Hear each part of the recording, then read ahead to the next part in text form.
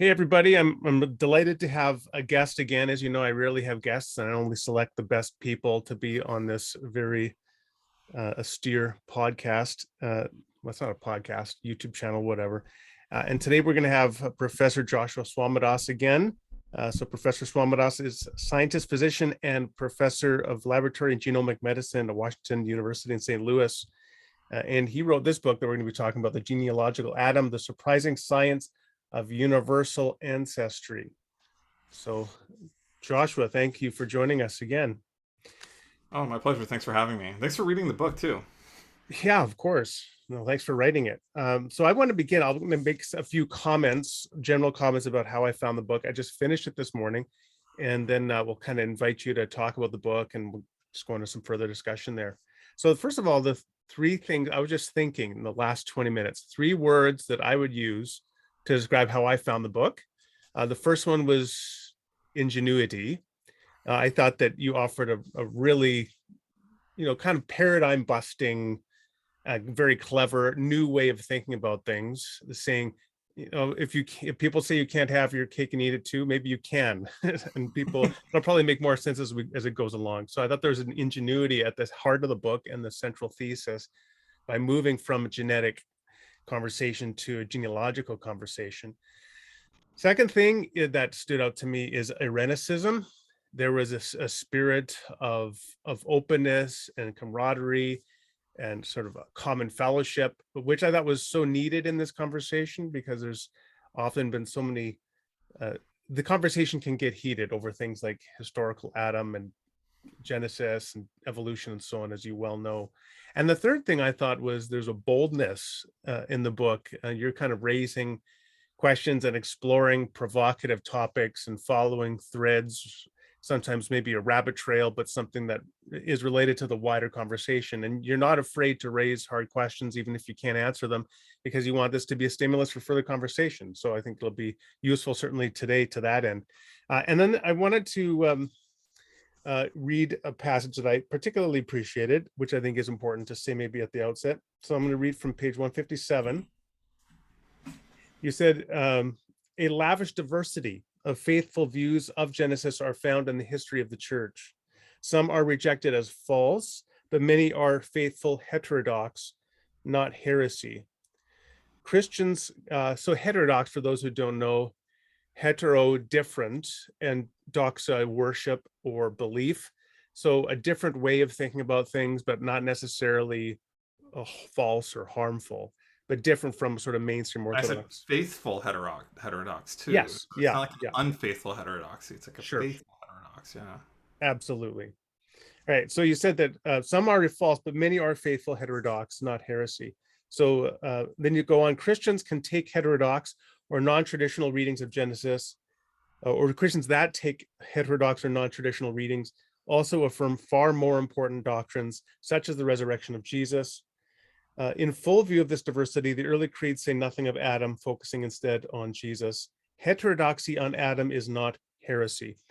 And so that hopefully gives us, now, I mean, it's one thing to say that, it's another thing for a professor who's striking out in bold new directions to convince his administration and the constituency of their college, let's say a conservative Bible college in the South. It's another thing to convince them of what you just said.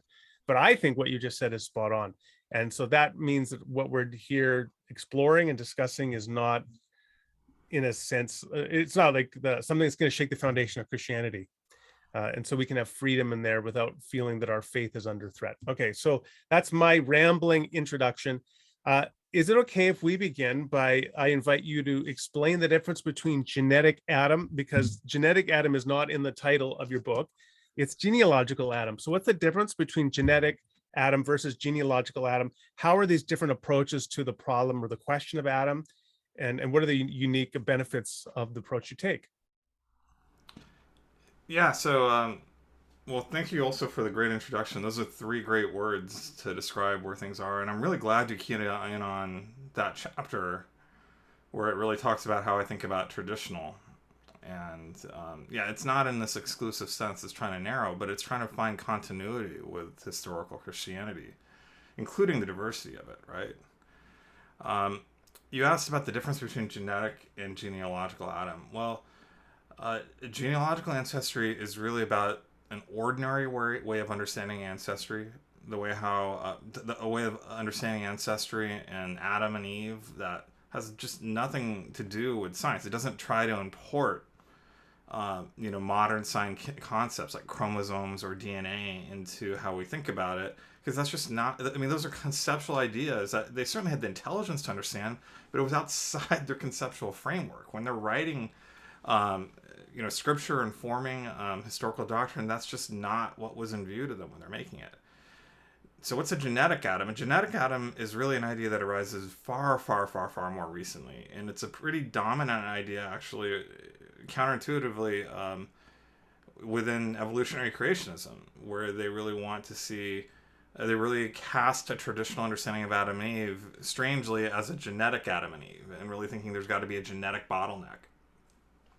So the biggest benefit, I would say, is that if you understand Adam and Eve in a genealogical sense, that's far closer to a legitimate historical reading, or just a scriptural reading.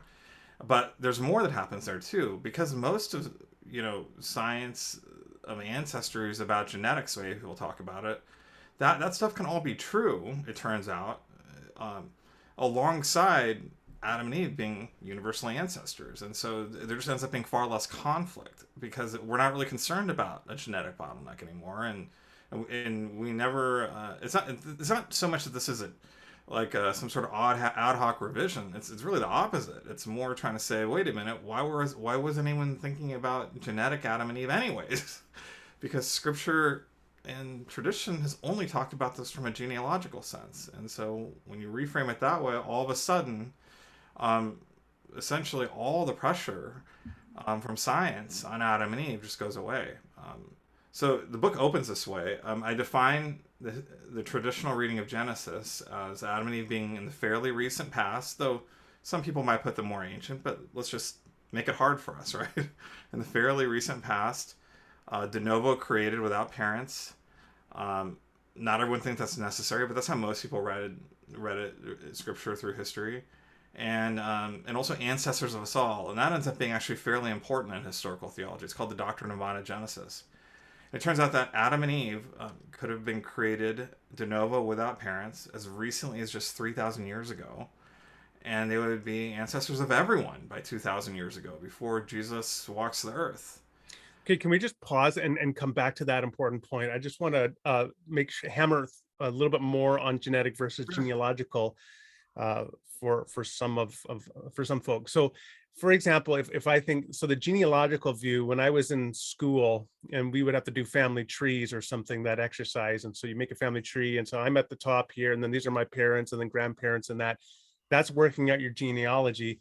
Whereas your genetic story, that's your genealogical story. Your genetic story is if you do a DNA test and you find out what percentage of DNA you have coming from where, and you go, oh, so I've got some percentage of DNA from Eastern Europe or something, right? And some from Asia and so on. And you kind of get your story that way. And so those are two different approaches to thinking about persons and their history. Is that kind of a fair layperson's synopsis of the difference? Yeah, yeah, that's a fair starting point. The way I put it is that, well, what you described in the first, the family tree, that's called a pedigree. And that's a fancy word, but that's just an idea that people had for a long time. It didn't require any scientific knowledge. Someone just said, here's a paper. Tell me as a kid, how people are related to you. That's genealogical ancestry, right?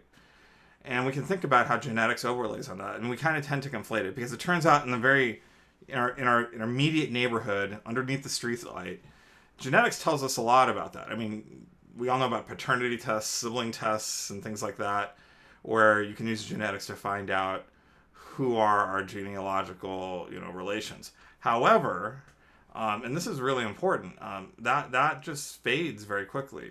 To understand that, you can think about your parents. Your parents are your genealogical ancestors, but you only get 50% of your DNA, about 50% from either one. Your grandparents are entirely your genealogical ancestors, but you only get 25% or 1/4 of your DNA from all of them. your great grandparents are entirely your genealogical ancestors, and you only get 1/8 your DNA from them, and it degrades like that to the point that after just 10 generations, which is not a long time, I mean, that's just 10 generations, the majority of your ancestors don't give you any DNA. That's just about 300 years. And so when you start talking about like even just like 1,000 years ago or 2,000 years ago, the vast majority of your genealogical ancestors uh, convey literally zero DNA to you. Hmm. And so when you look at your genome, there's just no information about them. And it's not that they're not real ancestors, they are. There's a physical chain of descent that connects you to them. It's just that they didn't give you any DNA. Right. So that dilutes very rapidly over time, like dropping a drop of wine into a swimming pool or something. But genealogy doesn't decline over time. I mean, it's still your ancestor, however far back you go. Yeah, and so when you look at what it means when, historical theology or scripture, if it teaches this, or, we can have debate about that, but, if it is important to affirm that Adam is the ancestor of everyone, I mean, that really can't be understood as a genetic claim. It's not saying that he must be the genetic ancestor of everyone. Now, maybe there's some sort of theological system that you subscribe to where there's some benefit to that. Some views of, the image of God, or, a structural image of God might see some benefit there. But I mean, this is kind of like a third or fourth order issue at this point. I mean, when it looks, actually what historical theology is saying is that we genealogically descend from Adam and Eve, if that's important. Okay, And so yeah, then you made this claim, which you had, I think, just dropped, and then I kind of took us off track back to genealogy and genetics. How far back, to come back to that point, how far back would you have to go in history to be at the point where every living person now, every human being on planet Earth, could possibly count a primordial pair or whatever, Adam and Eve, as their genealogical ancestors? well, for the people alive today, I mean, the estimates are between 2 to 3,000 years ago, um, which is kind of crazy. I mean, that means that it's possible that there were people that were hearing Jesus's Sermon on the Mount that are ancestors of everyone alive today. That's crazy. But it also means that it's almost virtually certain that all of us have ancestors that were building the Great Pyramids of Giza, and that that were exploring and actually discovering America, not in 1492, but 14,000 years ago. Like that's true of all of us, and we're all actually really tightly connected into the same family, and it's not that far back you have to go where we start to become the same family. Now that seems very counterintuitive, and of course something you discuss a fair amount in the book, which I immediately came to mind when I was reading that very surprising result, is what about isolated populations of people? The hypothetical Stone Age tribe that's had no interaction with other peoples for centuries. How could they be descendants? How could Adam and Eve be their ancestors? Yeah, that's where maybe my book was very fortunate in the timing, and or how I entered the conversation was fortunate. Because if you go back, maybe even 15 years ago or 20 years ago, um, we just didn't know really what was going on. There was this real sense that there's a large number. I mean, if you look at the differences that are out there in the world, a lot of it's been formed by, separation. Um, for fairly long times. There was like even populations in Europe that people thought were largely isolated for long periods of time. Uh, and then we got genetics, and got it very easy to get a lot of genetic information, and we could start to look to see, not just based on the folklore and the culture and things like that, if if populations are isolated, or how we understood them when we're looking at African tribes and things like that, but to actually see what their genetics showed. And this is important because the vast majority of time that there's mixing in the in the intermediate or distant past, you actually have zero evidence for it in your DNA. But what we found out is even though that's true, almost every place we've looked, we see massive amounts of mixing in the fairly recent past, even in these populations that people are certain have been totally isolated. And so the pattern has been is that we thought all these tribes, all these little places, and here and there were these little nooks and crannies of the world that were isolated, but that's just not what humans do. Humans travel far and wide. They don't stay, generation after generation in the same place, and they tend to breed with their neighbors, and so it just there isn't really that sort of isolation really anywhere. The only way that could plausibly happen was if there was a really extreme sort of geographic isolation, and so there's been some debate about whether the isolation of Tasmania might push back when Adam and Eve would have been, if you care about an origin. I'm sorry, if you want Adam to be ancestors of everyone 2,000 years ago. Um, but even if Adam and Eve were as recent as 10,000 years ago, I don't think there's any debate at that point still about them being ancestors of everyone in Tasmania. Yeah, that was interesting. How you specifically discussed Tasmania as this outlying question. I'd never, I've always thought about Australia as being somewhat separated, but not Tasmania in particular being a particular problem. So that was interesting. And you also discussed that isolated island, which was in the news a few years ago, that Andaman well-intentioned Islands. Christian missionary tried to contact. And you said even there, right, there's evidence that they were interacting with people. John Chow, was Oh that his yeah, name? Or that was this. I mean, that was pretty much. So while I'm writing my book, I mean, this poor kid. I think his name's John Chow, right? Um, Definitely well intentioned. Um, might have benefited from being part of some better cross cultural missions training, but really well intentioned. Went to a protected area in the Andaman Islands, and the natives there are very very xenophobic for very very good reason, and they killed him. And people in the news are reporting saying this is a place that's been isolated for 50,000 years, and that's I mean that's not really true. I mean, just think about it in recent history. There was British colonization there. Part of the reason why they're that way is because the British treated them pretty horribly. And the fact that they won't hang out with Westerners doesn't mean they're not hanging out and spending time with other islanders in that area. In fact, there's pretty good genetic evidence that they are interbreeding, or they have interbred in the very recent past with other people in the area that we do have more contact with. And so, so they are isolated, but we shouldn't really think about that as any sort of disconnection from the human family, which is how it's presented. I mean, right. they're isolated in the sense that they don't want to be with us. To think that that's been for 50,000 years is pretty crazy. We don't have any information that suggests they've been disconnected for anything close to that. It seems to be far more recent history that explains what we see there. All you need is one John Smith and Pocahontas at one point to impact a people group and wait long enough, and everybody from that people group will now be pulled into this genealogical line of descent. It's fair. Yeah, that's how it works. Yeah. And so, I mean, isolation means lots of different things. So that tribe is extremely isolated, but that doesn't mean that there hasn't been a strong degree of genetic mixing.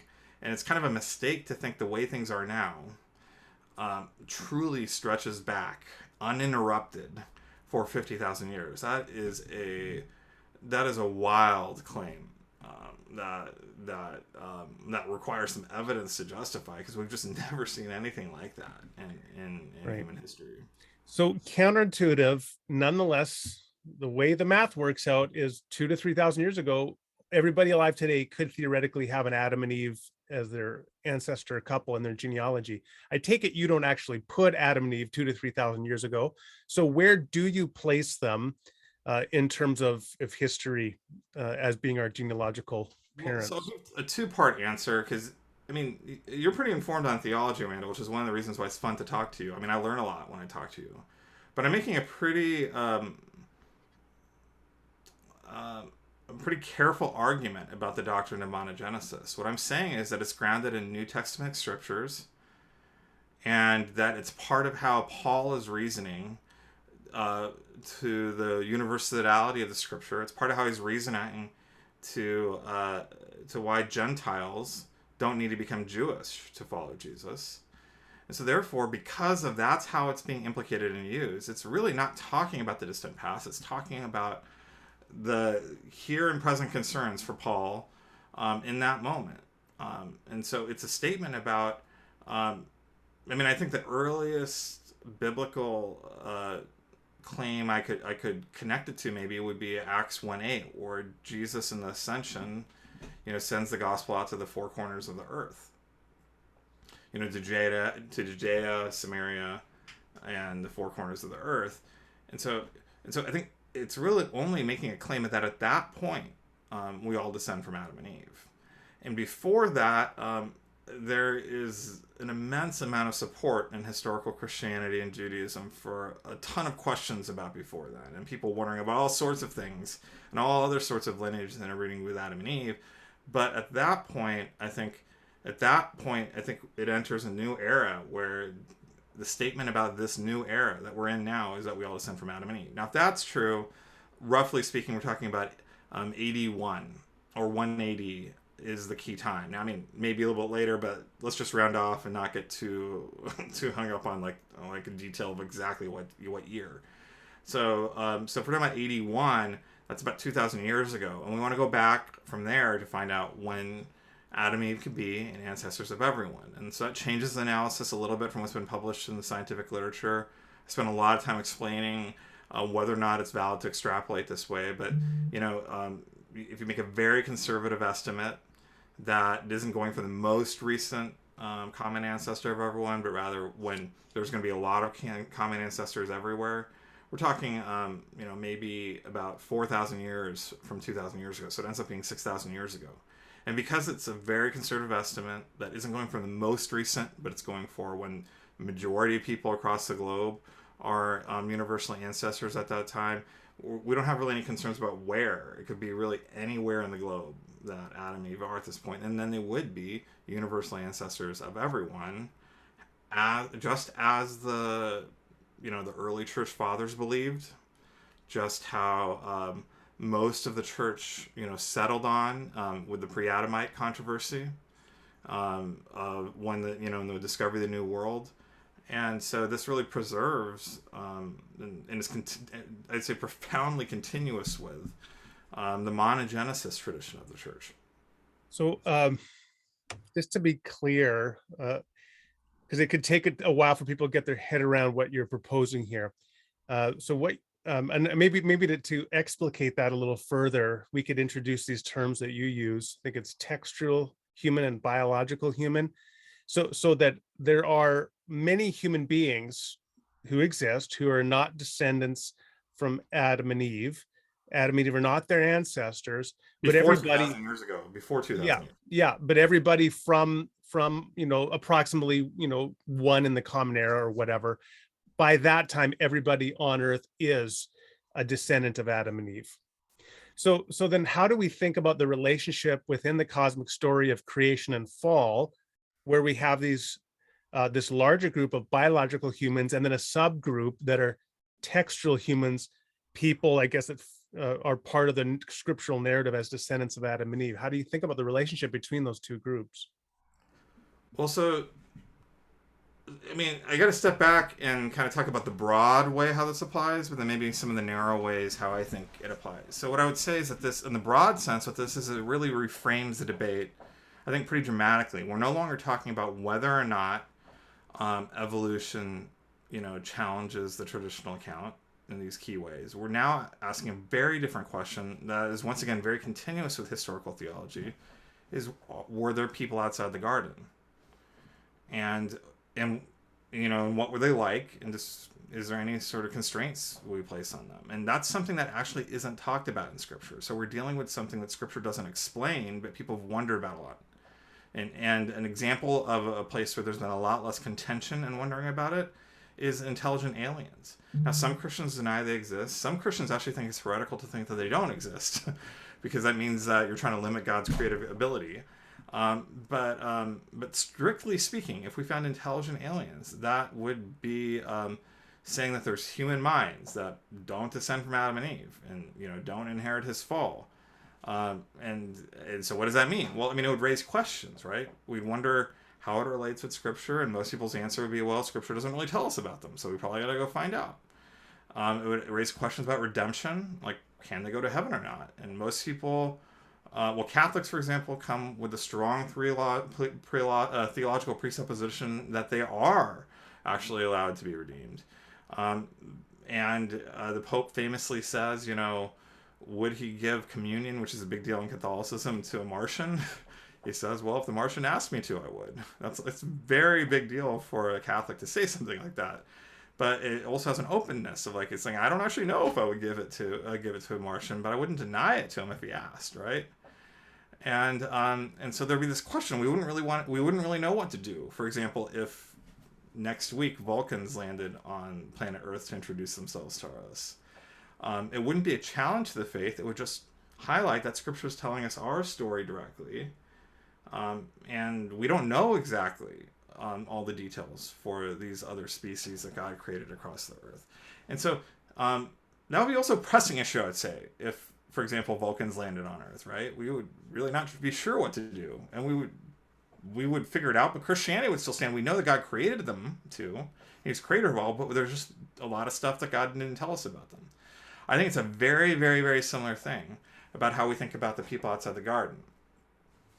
I think you also use an illustration that theology, something less esoteric than exobiology, would be people living in the antipodes on the other side of the earth. You also talk about that as introducing a theological shift, right?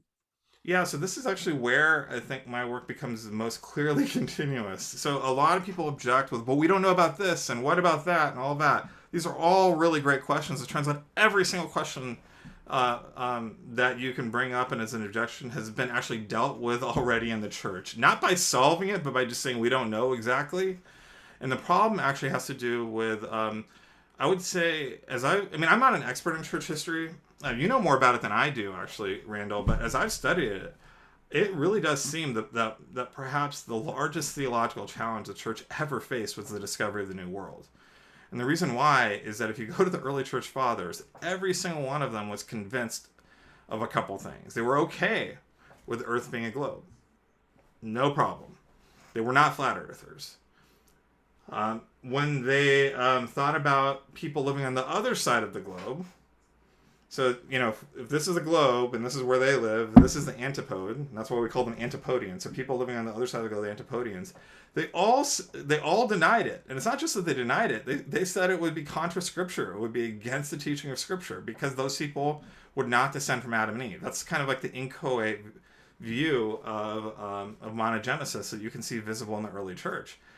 And so, there was very little contemplation of it. And there's several reasons why this becomes important, is because at least in the Western Church, maybe a little bit less so in the Eastern Church, but probably in the Eastern Church too, there wasn't any awareness of, the extent of the earth. I mean, slowly people start to think it's bigger and bigger, but the basic idea was that the work of, evangelizing the world was already done. It was the basic presumption they all came with. They didn't have like a missions movement really in the way we think about it today. And so, City of God is a great example. I mean, City of God, Augustine's writing, kind of thinking about a world that's entirely Christian. Now what do we do? Maybe on the fringes there are some, people that are kind of still trying to figure stuff out, but we know now. I mean, so his world is pretty small. It's small enough to be entirely Christian. And he's trying to think about how to have a Christian government in this context. And that's the context in which he talks about Antipodians and just they're not being relevant to this discussion. Okay. Because they don't exist. It'd be contra what Scripture said. And in fact, we know the world's all evangelized now anyways. And, I mean, of course, we know that that's not true. But they went for 1,500 years not knowing that that's not true. And then, when Columbus discovers America, quote unquote, it's not even clear that he understood before he died that he discovered a new continent. And I say discovered in quotes because obviously on the Asian side, people were kind of continuously going back and forth anyways. But, for Europeans, they didn't know this, right? But, it kind of slowly sinks in, and it creates a major crisis in the church, particularly because the conquistadors, when they show up, kind of reading this history, the conquistadors were pretty nasty people. Cortez was not an ethical person by any means. The only reason why this guy didn't end up in jail in Spain is because he was successful in Machiavellian in the end. But regardless, they came over to the New World, and their claim was that all these Native Americans are not descendants of Adam and Eve, and not fully human, and therefore we can do what we want with them. So there was a papal bull that made a strong statement against this, saying, no, actually, we have no idea how. I'm reading between the lines there. But they're saying it is dogma of the church that these people descend from Adam and Eve too and have equal rights and dignity. That's actually what the immediate response of the church was. And of course, the record is incredibly checkered there. I'm not trying to say the church did everything right, but that was... that's really how the doctrine of monogenesis was formed. It was really in trying to figure out what to do with these Native Americans. Right. Now, so I get that it's helpful to contextualize the current questions that are raised by your proposal in light of the fact that we have a history of theology wrestling with questions that are at least, if not even more challenging than this one. But let me ask one question and sure. maybe flow into another one. Does this undermine biblical inerrancy under a common construal? The common construal of biblical inerrancy being that the human author was without error in what they were writing. Now, it seems if we look at Genesis 1 or Genesis 2 or Genesis 3, I take a textual critical reading that Genesis 1 and 2 were combined as separate origin stories by a later editor. But if we look at them, it seems like the original author or editors or redactors are not thinking this is a story about one subgroup of humans that God created de novo in a wider human population, and how they became alienated from God, and the alienation from God that resulted spread out to eventually affect all other human beings. Rather, it seems to be a story with an etiology, an absolute story about the origin of human beings as such, and the alienation of the entire human species as such. But you don't take Genesis 2 or Genesis 1, 2, and then Genesis 3 like that? I don't think either what you said is quite right. Because I don't think it's easy to get monogenesis from Genesis at all. So you said, and it spread to everyone. No, I don't really think you get that from Genesis. But if you take that out, I think most people who read Genesis understood it not to be a universal story, but to be a particular story. And there's precedents even in ancient Near Eastern literature where, I think the story of Gilgamesh, which is often compared to Genesis, really has, Gilgamesh with Enkidu. Enkidu is like a person kind of created to alter the destiny of people in a civilization by the gods for like this particular purpose. The idea of de novo creation is important because it means that he kind of comes into the story without any familial ties or loyalties. He's kind of like the meteor that comes out of nowhere and changes the plot of the story, and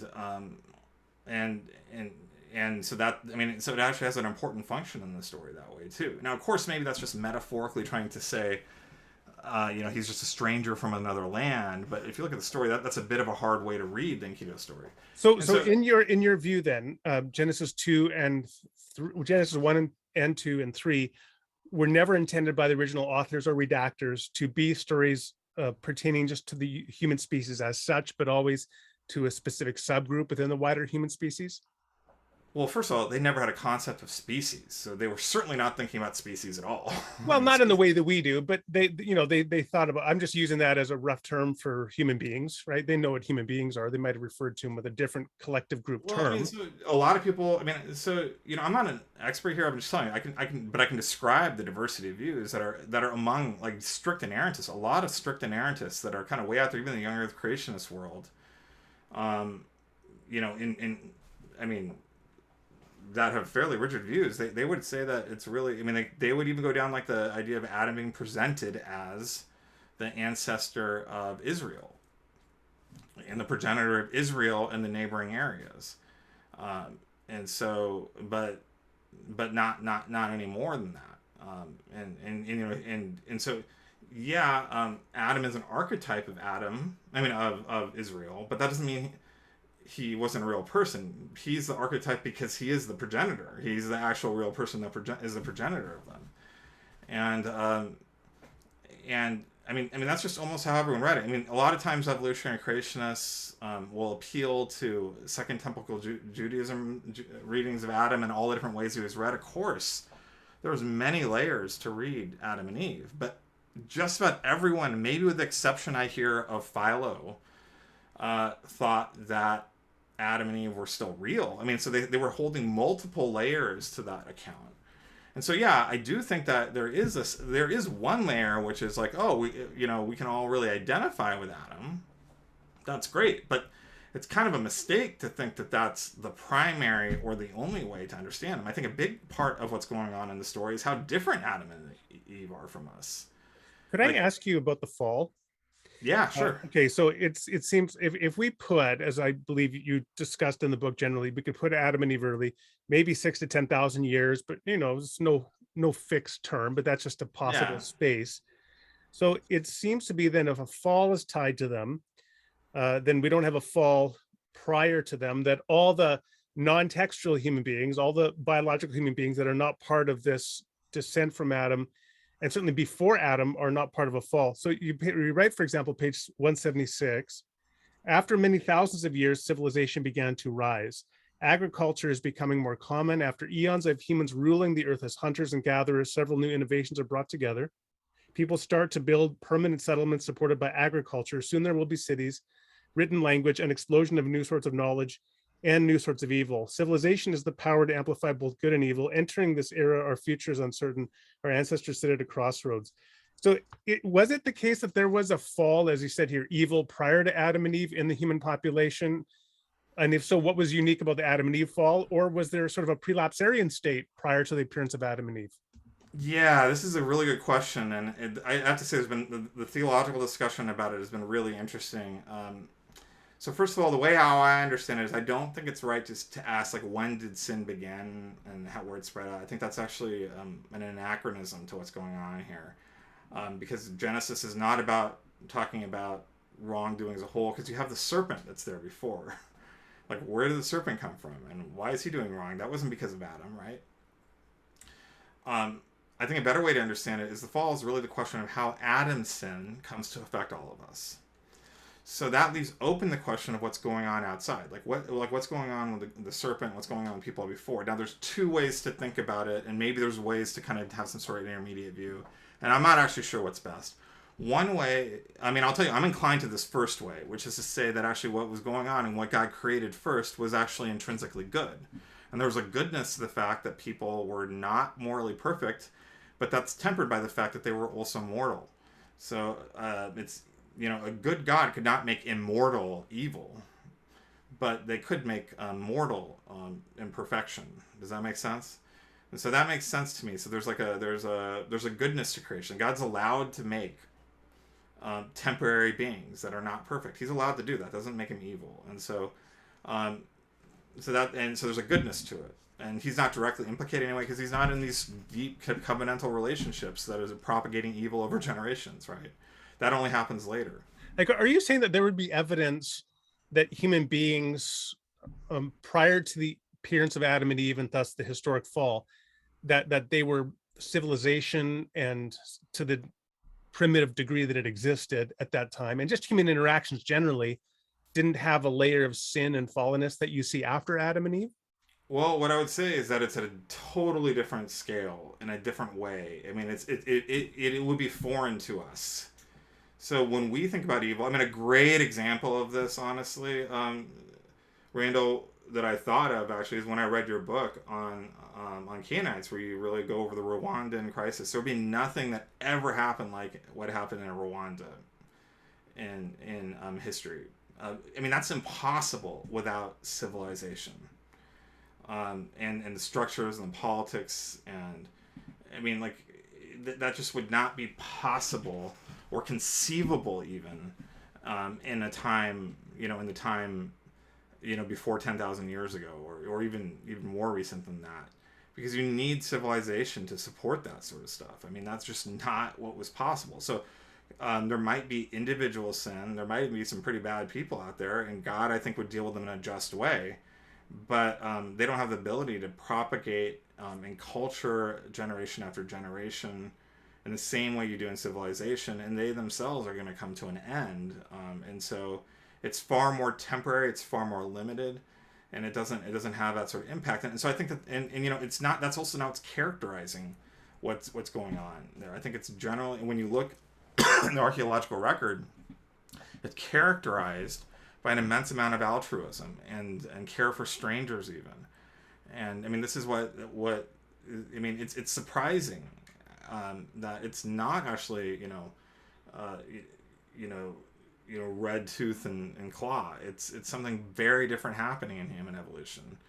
So And I was reading an article recently in Smithsonian Magazine, and it was talking about an archaeological dig from about 10,000 years ago, where they had found all of these skeletons, and the evidence, forensic evidence, is that these were people that died in a battle in very horrific circumstances. You could tell by like the cutting marks on the bone and so on.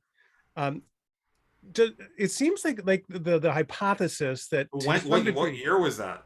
well, I mean, it's approximately 10,000. But so my point is that we have 10,000 BC, so 12,000 years ago.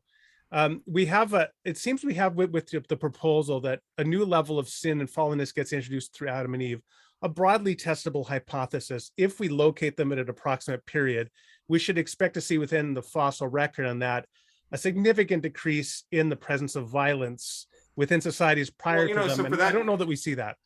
well, I mean, you said 12,000 years ago, but some people might look at that and say, okay, that's evidence that Adam and Eve would have been before that. So maybe they were around, maybe that's when they were. And so that's fine. So I'm not trying to say it's got to be 10,000. That'd be one way to theologically handle Yeah, that information.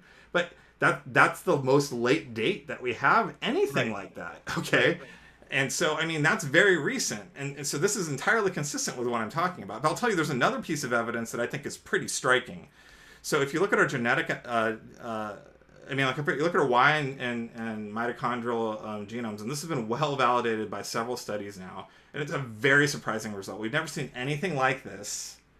I mean, no one predicted this result. No, we've never seen this in any other species at all. What we see is that if you look at mitochondrial population sizes, the number of women in the world, it's pretty constant and then exponentially grows, right? Um, but when we look at men, we see it's pretty constant, and then it starts to exponentially grow, and then there's a big, gigantic dip that's like regionally oriented, and it kind of starts around the Middle East, and it spreads across the entire globe. It lasts for about 1,000 years or so, um, where men drop in some parts of the world as low to a ratio of 1 to 17 women. Yeah, I read that. That was quite a shocking statistic. And like the general sense, I mean, we're still working this out, but one of the most likely explanations of it is just a massive, episodic, dramatic increase that's global in paternal lineages and warfare. And like it's really at the origin of civilization in a very episodic way. I mean, it's something that we haven't seen even in the common area with all of the violence we see here. This is just at a totally different level. I mean, it is. I mean, it is kind of inconceivable to think about there being, a drop. Basically, if you think about it, that's saying that's like one out of every 17 men is dead right now. Hmm. That's what's being said. That's like I said, it's inconceivable what that even looks like. That is just so beyond, and that's actually part of our history. Have you looked at Steven Pinker, The Better Angels of Our Nature? I know some of his stuff. I think he's too optimistic about the Enlightenment, I would say. Well, so the one thing about that book that's relevant is it's I mean it's an 800-page book, different than the other one I think you're referencing, Enlightenment Now. And in Better Angels of Our Nature, he just goes over extensive statistical evidence about the continual decrease of violence, and he backs it up with numbers back to hunter and gatherer societies that were by far the most violent. And it seems that if this overall trajectory he's identified is a correct one, broadly speaking, then it would be relevant for testing the Oh yeah, hypothesis, but or I at would least say where you might place it, as you said. if he thinks hunter-gatherer societies are more violent, that he's just out of step with where current, where current anthropology is. That's just not where it is. I mean, I think the surprising idea is that they really, it was far more characterized by altruism than you'd expect. I mean, but look, I'm telling you, this is the way that makes the most sense to me. But there's another way to do it, right? So the other way to do it is to say that there was other falls prior. So in historical theology is their idea of being a cosmic fall beforehand.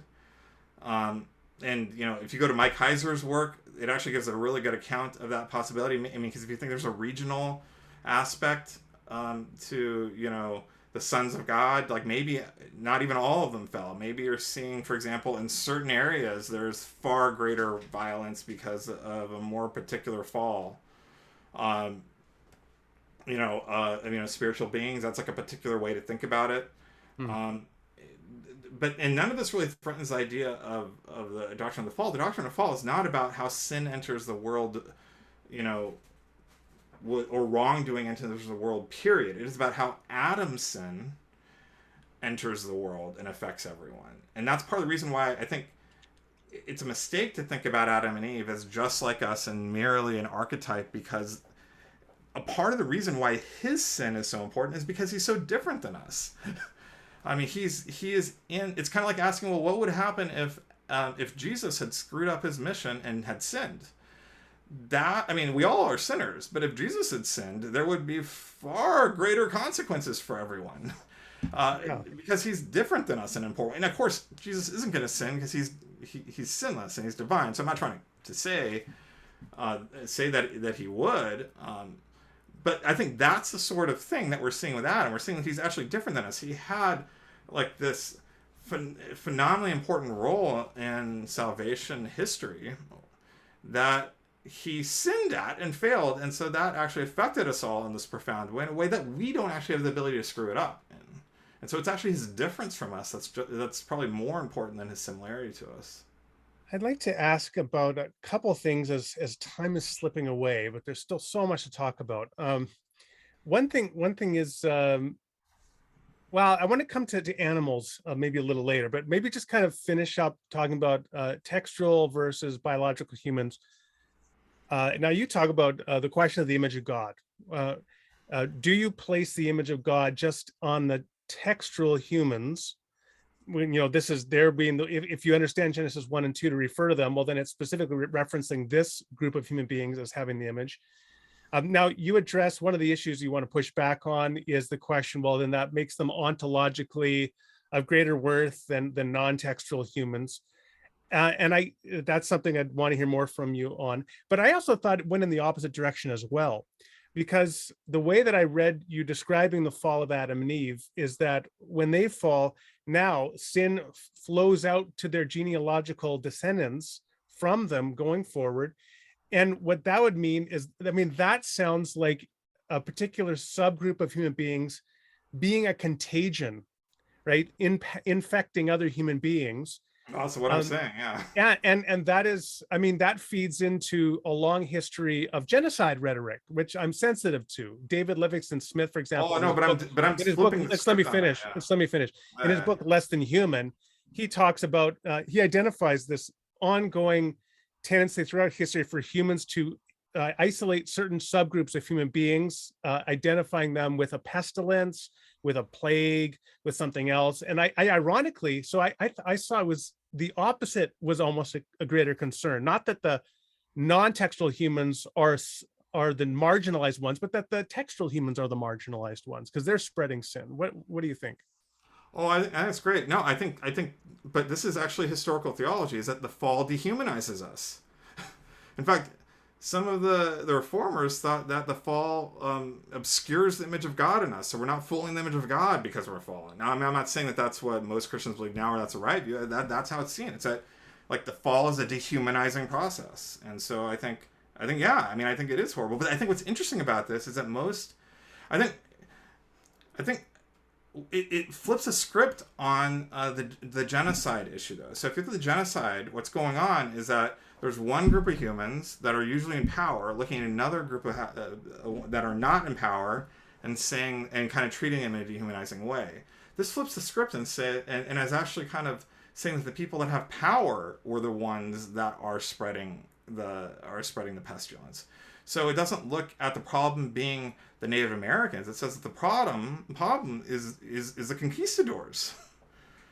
They're the problem. They're the ones that are this dehumanized people because they're dehumanizing them. And so and it's not hard to look at colonialism and see that as a profoundly dehumanizing, destructive force in the world. It's a very I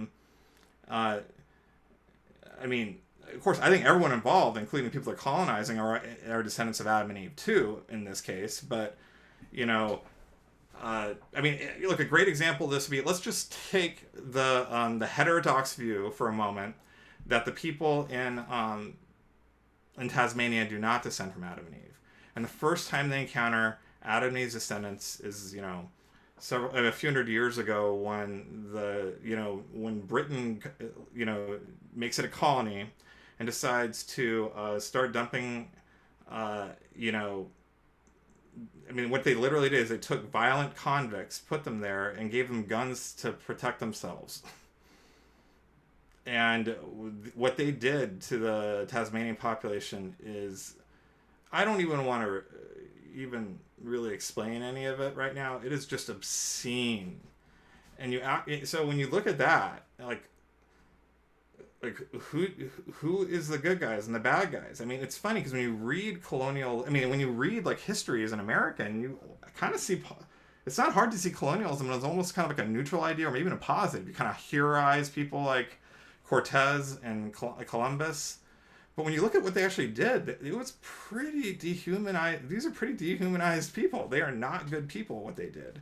And those are the people we identify with. And so, I think this is actually just really the true teaching of Scripture in that. Well, I guess that there's a difference between people acting in a debased manner versus saying there's something ontologically about your very nature that makes you dangerous and corrupting and inferior. That it's not simply that you can choose to act in a certain way, but you are a pestilence in virtue of being a genealogical descendant of Adam and Eve and spreading sin around the world. Well, I'm not saying, I mean, what I'm saying is, I think it's all connected. I mean, so I described the fall in like 2 or 3 chapters, so you can understand what I'm getting at. I mean, I think it's not merely because you're a descendant of Adam and Eve. I think what's happening is that there is, I think there's issues. I mean, there is like this, I think there are theological issues that are important because they're descendants of Adam and Eve. Like they're supposed to be in the garden, but they're not. And so there's like a real cost to them in that. But it's a separate issue, the fact that they also have all this power from civilization and they're abusing that power. And that's just the pattern of these people that descend from Adam and Eve. That doesn't mean all of them are doing it, but that's just the pattern. And it's a profound cultural pattern that maybe people at times go against it, but but those are the exceptions rather than the rule. And that's, I think, what the pestilence side of it is. And this issue of, so I talk about like kind of having a sin contingent existence. So you could be a very good person. I mean, I think the doctrine of original sin is saying that even if you are a very, very good person, there's some debts that you inherit that you can't pay. And you have no ability to pay either because of that. And so that's not a pestilence sort of thing. That's just more of like a debt that spreads. that's like a different issue, I would say, if that makes sense. And so um, that's something that you wouldn't want to have, but it's not actually a statement about who you are. It's just something you've inherited that's not good, and you don't have a way to get rid of. And so it could have been that Adam and Eve's descendants were all really sweet, kind people that were a blessing to the earth, but they still just had that debt, that contingent on them, and maybe the way they responded to it was by just incredible benevolence to the rest of the world. Hmm. That could have happened. That's just not what happened, is what I would say. Does that make sense, Randall? Does Yeah, that sure. solve the problem to some Yeah. extent, or no? Well, it's part of an ongoing conversation, I'm sure. I wanted to talk a little bit about a natural evil just in a few minutes that we have left, and then I'm going to give you one more question at you as we wind down as well. So, natural evil. When I read Genesis 3:16 to 18, describing the impact of sin on Adam and Eve, then it is tied into their experience of the environment or of creation. So, for example, to Adam, curses the ground of you because of you. And that's not the ground in the garden, right? That's the ground outside the garden. Curses the ground because of you. Though painful toil, you will eat food from it all the days of your life, etc. You will struggle against the ground. And so there's a sense of alienation, likewise with Eve to nature. Romans 8, 19 to 21 describes the impact of creation seemingly with respect to a fall. So I'm wondering, in what sense do you understand the fall of Adam and Eve, 6,000, 10,000, or another period of time ago? Or to what degree does that impact nature, uh, creation, living creatures? Yeah. So, I mean, I like Greg Beale's approach to it a lot. I like Augustine's approach to this question a lot. This is not a question that's new. It's been around for a long time. So Greg Beale is an inerrantist, as you know, and I mean, I think his approach to this makes a ton of sense to me. It's basically Augustine's approach, and Augustine's approach makes a ton of sense to me. So the idea is that really, the garden is sacred ground, and there's something very special about it. And the curse is really now that as it's described in Scripture too. I would say this is pretty much embedded in Scripture. Is that the way how death and this curse to creation comes is that they're excluded from the garden. And so I think if you look at the trajectory of Scripture, now, I mean, and what I'm going to be saying might sound surprising to some people, but it's actually perhaps become the most dominant view in Old Testament theology at this point, is that Adam had a purpose to spread the garden, to expand the garden's borders across the entire earth. That to take that sacred space and make the entire earth filled with it. And then, of course, by getting kicked out of the garden, that doesn't happen. So when he's cursing the ground, it's not necessarily saying there was never thistles that existed outside the garden, but now there are. But it's rather saying you're now confined to land that has thistles. And that land was not supposed to have thistles by the time you reached it, because you were expanding the garden's border. And that was a new physical order to the world that you subverted by your sin.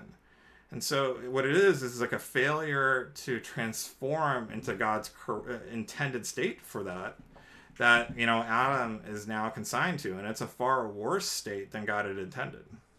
So we have in Genesis 1, the creation declared good repeatedly, and Adam and Eve come, and it's very good. And then we have the state of nature read in tooth and claw. We have things like parasitism. Richard Dawkins famously talks about digger wasps laying their eggs inside caterpillars, and the eggs eat their way out as they hatch. Or the bed bug is an example where bed bugs procreate through traumatic insemination. The male has a phallus that is like a horn that impales the female, and that's how he impregnates her. You have the saber-tooth tiger with huge long teeth that rip apart the flesh of the creatures. Of course, you had T-Rex doing that 65 million years ago.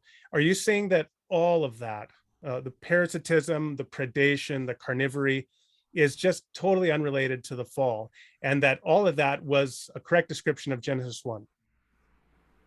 Oh, I mean, that's what I think. Okay. And I'd also say that's what the church fathers thought. They weren't troubled by these things.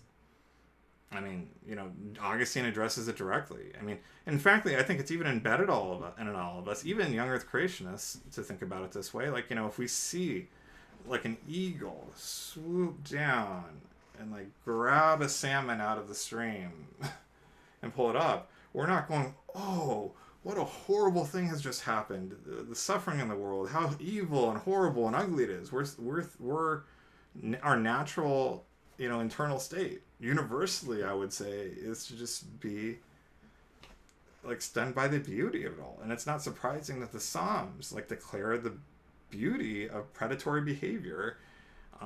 And so, I mean, I just really don't know, why Are we you would think this is a problem in historical Christianity, because that's yeah, how so many people thought about it. so you're saying the problem of natural evil, or specifically the subset problem of animal suffering, is actually a non-issue. And when people are concerned about why is there so much suffering in nature, you think that we're just bringing an issue that we shouldn't be considering. It's not a morally relevant issue. I'm just saying, if the continuity of historical Christianity is important, then we need to recognize that that's a very recent innovation to be worried about that. Like, extremely recent. Like probably the most important tradition in this would be like Seventh-day Adventism, which is a pretty heterodox movement. At least a lot of Christians would see that way. I mean, I think they are Christians and all that, but heterodox in some things, right?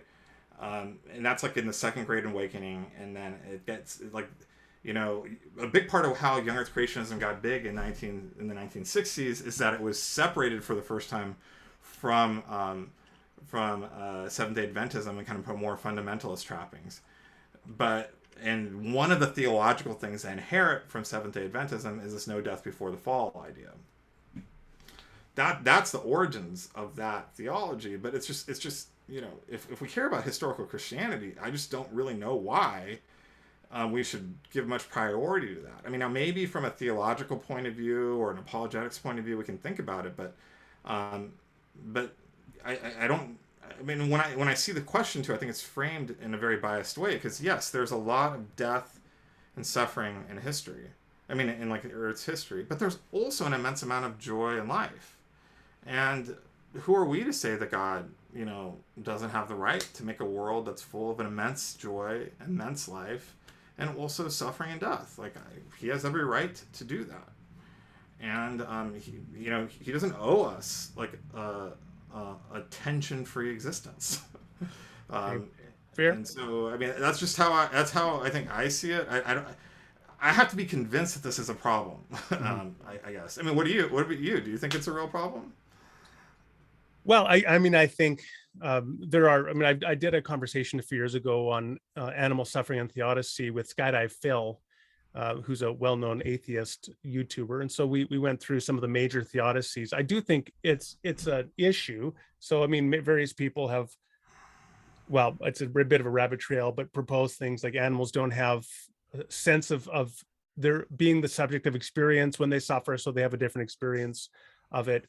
Or there could be animal resurrection, other things like that, which offer compensatory wellness in the new heavens and new earth, and that God had sufficient reasons to allow the suffering, greater goods, etc. So it's a whole conversation there. But certainly, I think it is a big issue. You like C.S. Lewis, you've referenced him in your book several times. He has a great chapter on natural evil and the problem of pain. But I want to come to the last question. All right, so the last question is this. A person can say, to use an analogy, there was this geocentric model of the universe, right, for 1,500 years that really impacted Christianity. Earth is the fixed center of it. And then the earth is surrounded by these spheres. And then eventually there's more and more evidence placing stress upon that model. I mean, I'm not really sure if they thought that, but well, I mean, I think that's the language they use. I'll give you that, but I don't think they're thinking about it as like an actual physical thing. Okay, so one of the ways to address the growing challenges to the geocentric model that the Earth is stationary is that to add epicycles, so that the other planets, for example, when they would wobble as a perturbation, well, you could add an epicycle to explain why they're not just going in one direction, but there's a wobble back and forth and so on. And that has become a metaphor. My main point being that's become a metaphor for propping up what is an increasingly troubled hypothesis by adding epicycles. So my main point here is not about geocentrism Sure, versus sure, yeah. heliocentrism. It's the metaphor of adding epicycles. And someone could say it seems like as ingenious, undoubtedly, as the genealogical Adam proposal is, uh, in a sense, it's adding epicycles. And what we really ought to do is just take the bull by the horns, recognize that Genesis 1 to 3 reflects an ancient science. God was accommodating to ancient understandings of the world, which simply are not biologically accurate. There's still a theological story there that we learn from, like the fall, God is creator, and so on. But we don't need to have a historical Adam. Adam can become a representative for just the human race as being in need of redemption and restoration. But we don't have to have historic fall or historic Adam. It can be theological myth. What would you say to a person giving that rejoinder? Well, I mean, this is what I hope we could talk a lot more about. But I would say, is it an epicycle? I just think flatly no, because it's so well supported in historical theology. This is a return to what the churches believe. So that's not an epicycle. I'd say the genetic Adam and Eve was an epicycle. So let's get rid of that. Okay. The other question is it necessary to have a historical Adam and Eve? Well, no, it's not, because Jesus rose from the dead still. But that's the wrong question. I mean, we could say the same thing about the virgin birth. Is the virgin birth necessary, strictly? I mean, you're certainly getting to heterodox territory at this point. It's a massive departure from historical Christianity, but, Jesus still rose from the dead, okay? So, but if it's a razor that could remove even the virgin birth to ask, is it necessary? That's not the right question. I think the right question is really what is most continuous with historical Christianity. I think what and I just think it's very obvious that discarding historical Adam is a massive departure from historical theology. It's a revision with very far-reaching consequences, and we better have a good reason for it. And there's literally no good reason for it, so let's not do it. Fair enough. Professor Joshua Swamidass, I want to thank you very much for this wonderful conversation. And I want to remind people to pick up a copy of the Genealogical Adam and Eve. I want to ensure to you that we've only scratched the surface of the topics that Professor Swamidass discusses in the book. And one of the great things about it is, I mean, there are so many issues you raise, and you beautifully frame them for further conversation. So I think that this is as we're moving into the fall season, a lot of churches are looking at book studies for the next couple of months. Right? I think this would be a great book to take up for a book study in your church. And if your church is, if they're okay, if they can handle this, right, whatever their theological framework is, it is rooted in orthodoxy, and as Professor Swamidass has shown, a real deference, but not a slavish deference to tradition, but an informed deference to it, and to scripture and theology and a science. It's got it all. So check it out, and we'll look forward to seeing you again in the future. Thanks a lot.